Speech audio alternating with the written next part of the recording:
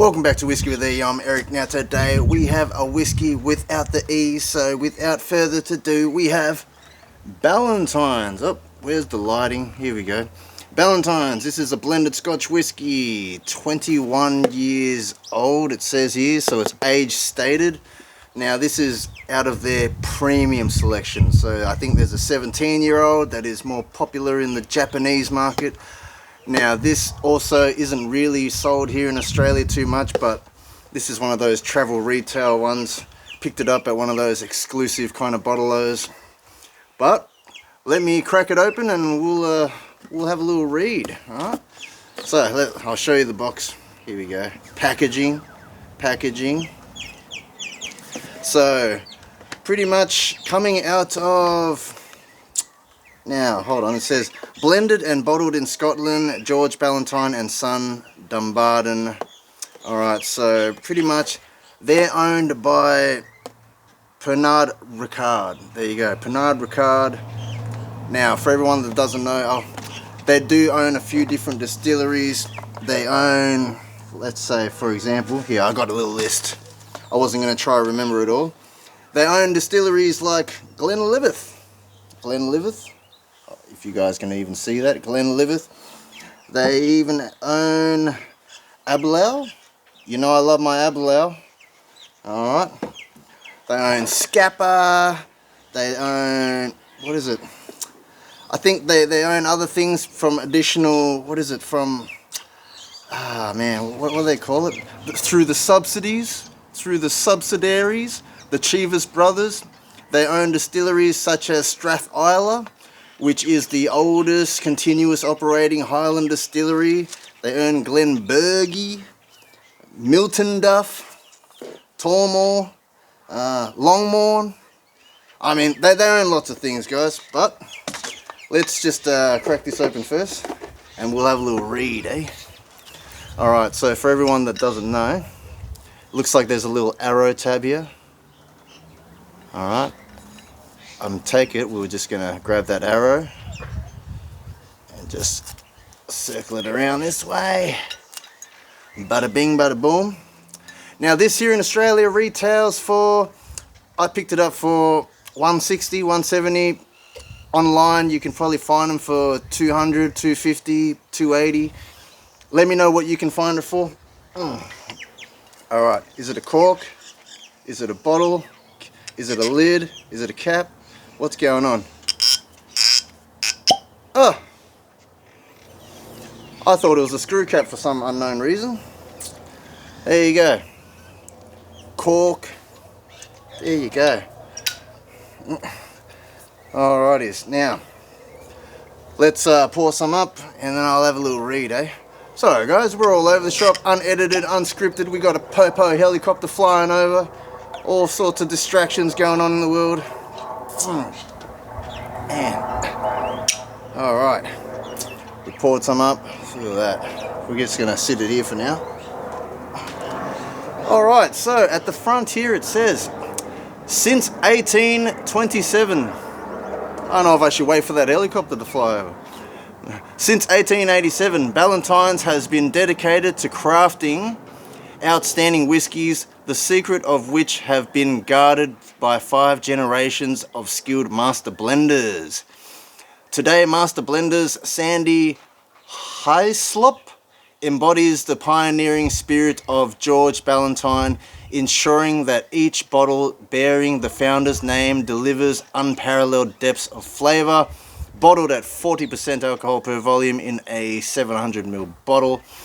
Product of Scotland, perfectly balanced and refined over 2 decades of maturation for intensified depth of flavour. If everyone doesn't know, blended Scotch whisky is a blend, alright? So, like I said, the Ricard Pernod group own a few different single malt whiskies, you know, like for example, like I said, the Glenlivet here. So essentially, what blended Scotch whisky is, they blend different varieties of different malt whiskies with a grain whiskey, which is the, you know, the cheaper side of things, which makes it a blended Scotch whisky. Now, I can't judge it too much because I haven't tried it yet, but I do like making blends. But blended Scotch whiskey does get a lot of, it does get shit upon, you know, like as in by the enthusiasts. We feel that, you know, you have to drink single malts. If you're drinking that blended Scotch, you're most likely mixing it with Coca-Cola or something like this. Let me know.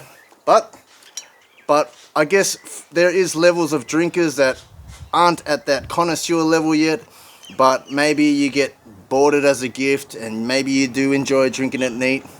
Who knows? But if you are a connoisseur, I'm sure you're already looking at this like 40%. Should be at least 46%, right? It doesn't say it's unchill filtered or natural color. I'm just going to assume that maybe there is some E150A, you know, the caramel coloring in there. But it is 21 years at least. Alright, so normally the youngest age of spirit in the bottle has to be shown on the label. So for all we know, there could be 25-year-old juice in here, there could be 30-year-old juice in here, but 21 years is the minimal. Alright, what's it say here at the back? We'll show you at the back here, eh? Ballantines 21-year-old is a distinguished blend that excludes aromatic flavors of rich licorice spice. I hate licorice. Anyways, let's have a little read at the back of the box here. Ballantines blended Scotch whisky. Since 1827, Ballantines has been dedicated to crafting distinguished whiskies of the highest quality, the secrets of which have been passed down through 5 generations of master blenders. This 21-year-old whiskey contains many remarkable malts and grain whiskies, including 3 of the signature Speyside single malts that give Ballantines its unique character. Milton Duff is the foundation, bringing warmth and power. Glenbergie forms the heart, delivering a rich honeyed sweetness, while Glentockers, is it? I haven't tried these single malts yet, to be perfectly honest, but imparts a long and luscious finish. Ballantines 21-year-old is a distinguished blend that excludes aromatic flavors of rich licorice spice, hints of heather and smoke combined with citrus, apples and a honey sweetness that gives way to a long mellow finish. A whiskey for the true connoisseur. We will see about that. Alright, now that all that's out of the way, let's have a look. Golden. Can you guys see that right now? I mean, the lighting is so terrible right now. I can barely even see what's going on the screen here, but honestly, I'm not going to judge the colour too much. You got to take it as a grain of salt. 40% could be coloured. Alright, let's have a little look.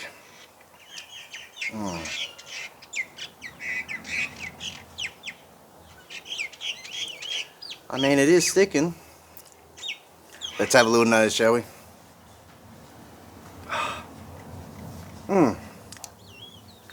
Very gentle and floral.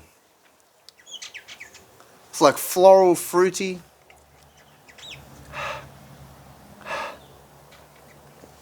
Like almost like an apple kind of jam kind of thing. Not like a green apples or anything like that.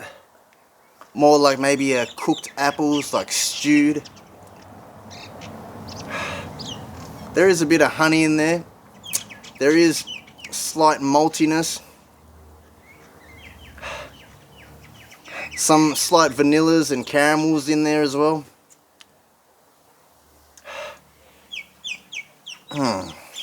A gentle whiff of smoke. Not that much at all. You can barely pick it out. So definitely no peated elements of any whiskies in here. I don't know. Although just then I just got a little whiff of like a little slight campfire smoke, but not too much. Not on the lines of Lagavulin or anything like that. It's very bright, it's very floral, it's very fruity. You know what? I'm going to have a little sip. I've been waiting for a while to try this one, so you know what? Cheers all, Salancheva. Much love, drink responsibly. Who's tried it? Let me know in the comments. Here we go. First time trying the 21-year-old Ballantines. Here we go.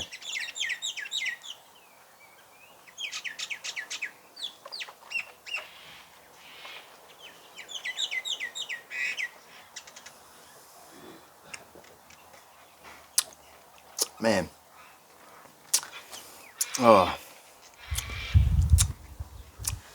Maybe it's bad that I've been drinking barrel-proof rum or overproof rum.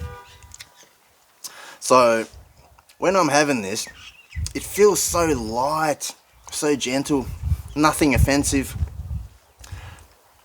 There is that sweet honeyed maltiness that comes in. I'm even picking up a slight citrus kind of note, but not like lemons or anything. Maybe it's like slight orange peel or something. Oh, man. Honestly, that just rolled over smooth. I hate using the word smooth, but honestly, there was no spikes. There was no rough edges of that. A slight little peppery heat comes on at the end, but oh man, I mean, nothing compared to drinking some Booker's bourbon or anything like that. Let's have another sip. Here we go. Cheers, everyone.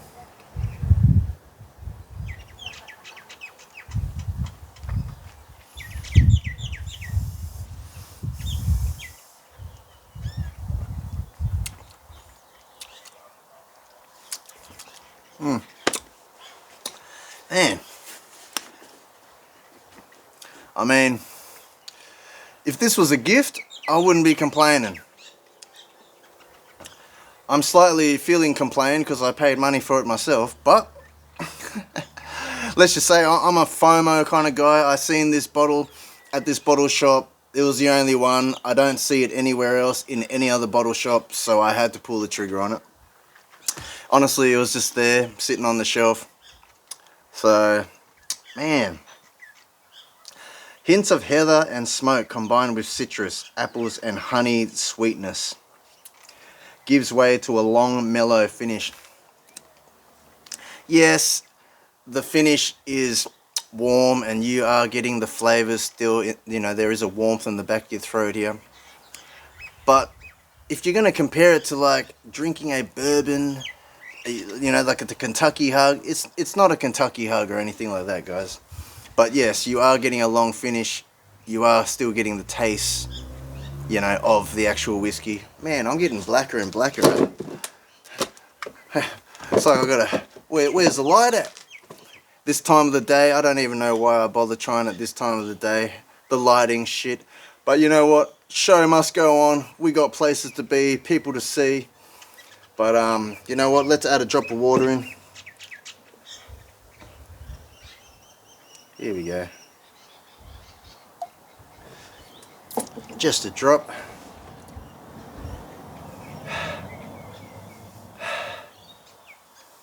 Man, I'm just getting vibes of, it must be predominantly ex-bourbon barrels or something.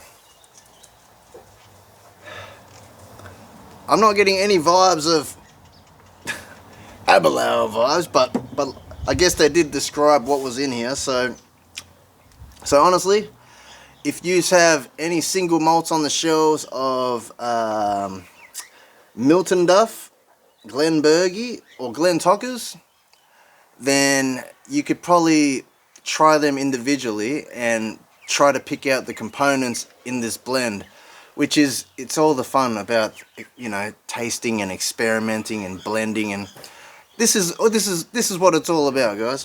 It's not about just slamming it down and getting drunk and shit-faced. It's about appreciating this nectar of the gods, this aquavite. Ah, look at this.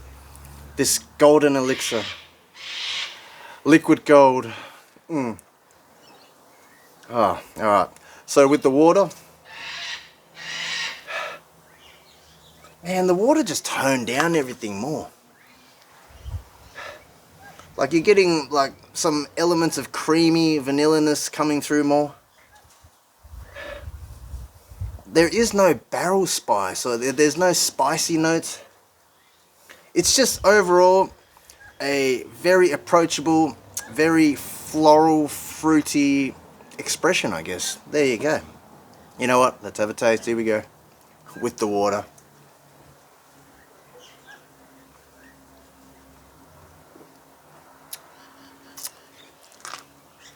You know how I feel. Honestly, at 40%, it's already very low. I don't even like to add any water into my barrel proofs normally, but sometimes it is good to add in the water. It does take away that bite. It does allow other notes to come out that is normally hiding under all that ethanol fumes. But at 40%, there is no ethanol fumes. There is no burn. There is no bite. I don't think you really need a drop of water in this, to be honest. Honestly, not bad. But blended whiskey, blended Scotch. Honestly, in the spectrums of blended Scotch, this is nice. It's very delicate. It's very elegant. It's elegant. Yeah, it's not bad, guys. It's not bad. It's refined. Their words, not mine. Perfectly balanced and refined. Yeah, I guess it is balanced and refined. I mean, there's nothing really that smacks you in the face and, you know, really gets your attention. Honestly, this would definitely be a good entry level kind of Scotch. I mean, not like for a price, but as in someone that wants to ease themselves into Scotch and not get, you know, scared away by the peat smoke or any offensive notes. This is just that elegant, refined, floral, inviting, nothing offensive. You're going to drink this and you're probably going to be able to drink plenty. And if you're a mix it with Coke kind of person, I doubt the Scotchy flavors is really going to shine through the Coke too much. So if you're, you know, if you don't like the alcohol smells and the flavors of alcohol and you just want to taste the Coke, which you may as well just drink Coke, right? Oh my goodness, what's the point? We may as well just go buy a cheap bottle and just mix it with Coke if that was the case, you know? You wouldn't want to go waste $200 something to mix this one with Coke. But drink how you enjoy. Don't let anyone else tell you how to drink your whiskey. Obviously, however you enjoy it is how you should drink it. So if you're at that level of enjoying it with some Coca-Cola at the moment, that's perfectly fine. You'll eventually take away that Coke. You'll eventually just add in an ice cube. And when the time comes, you'll eventually fade out the ice cube. Then you'll be here checking out whiskey reviews on YouTube. There you go. Anyways, like, comment, subscribe. Much love to you all. I'm going to pour up another one, but much love to you all. Man, I'm trying to like stay in the light, but I keep going into the darkness. But much love to you all. Drink responsibly. Don't drink and drive. And oh yeah. So it's a cork. Right? But you could tighten it like a screw cap, if that makes sense. Because there is a element of it's a screw cap. Oop, boom. Alrighties. Anyways, I'm going to be repeating myself. Much love to you all. My apologies about the darkness and me in the shadows, but much love to you all. Everyone that tolerates my unprofessional reviews, unedited, unscripted. You're all appreciated. Much love, everyone.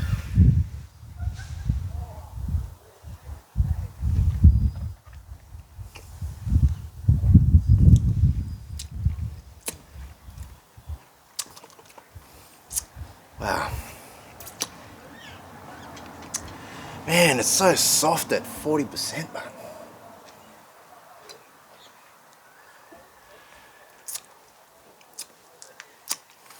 I mean, I'm not saying it's totally watery, But if you're used to drinking barrel proof, cask strength, yes, there is element of creaminess, like there is a slight oiliness feeling there, but it does feel thin, guys. It does feel thin.